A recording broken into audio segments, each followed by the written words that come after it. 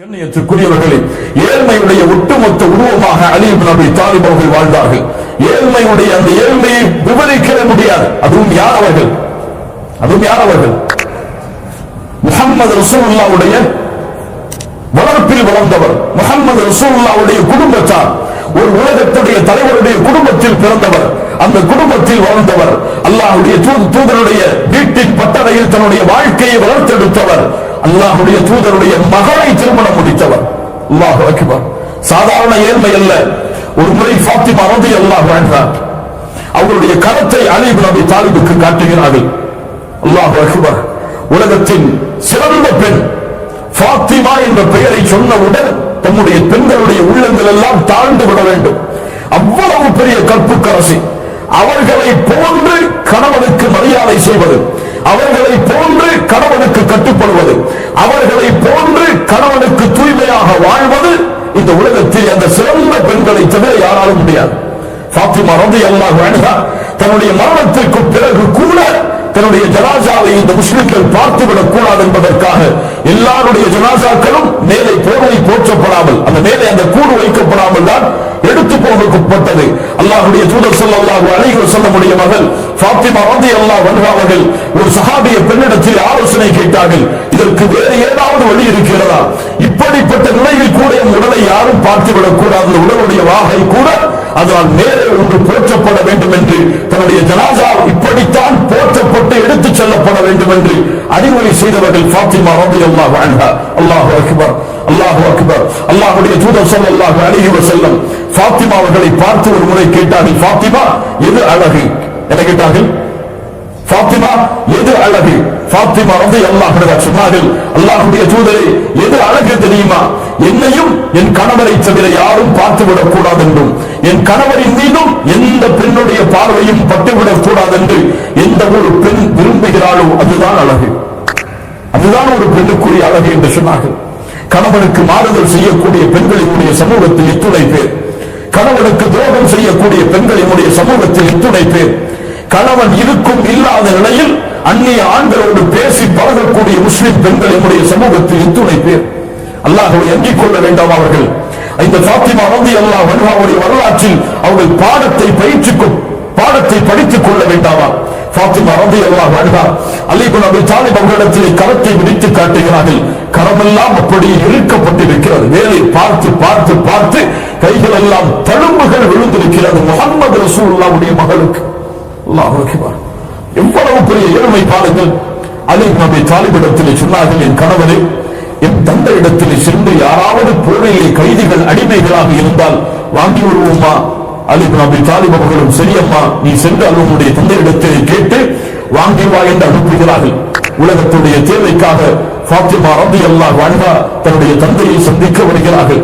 தந்தை யாரிடத்திலேயோ பேசிக் கொண்டிருக்கிறார்கள். கேட்பதற்கு மனம் வரவில்லை.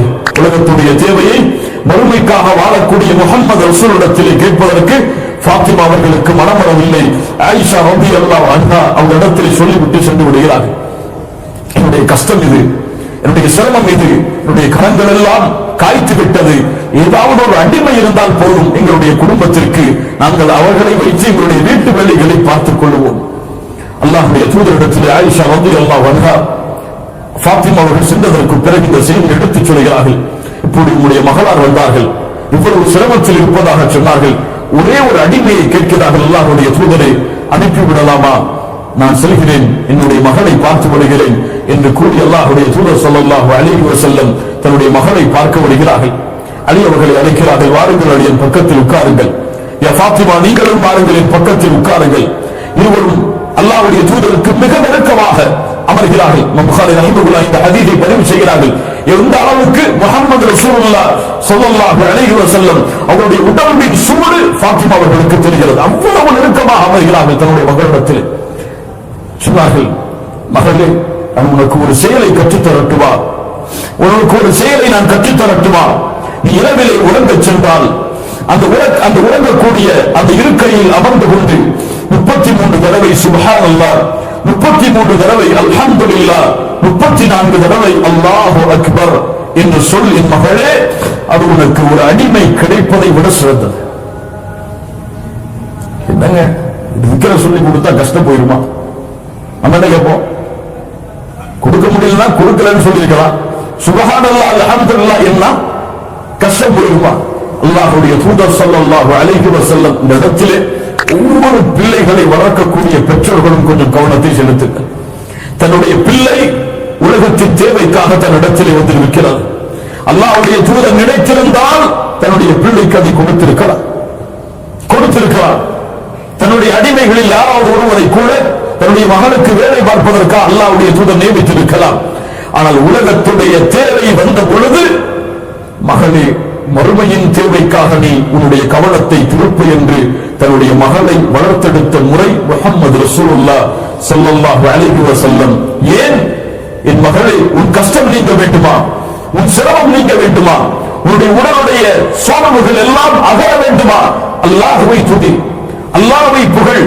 இரவிலே நீ உறங்குவதற்கு உட்கார்ந்தால் 33 தடவை சுப்ஹானல்லாஹ், யா அல்லாஹ் நீ மகத்துவமானவன், யா அல்லாஹ், அல்லாஹு அக்பர், யா அல்லாஹ் நீ மிக பெரியவன், யா அல்லாஹ், அல்ஹம்துலில்லாஹ் புகழெல்லாம் உனக்கு யா அல்லாஹ் என்று உள்ளத்தால் நீ அந்த திக்ரை ஓதிவிட்டு உலகு.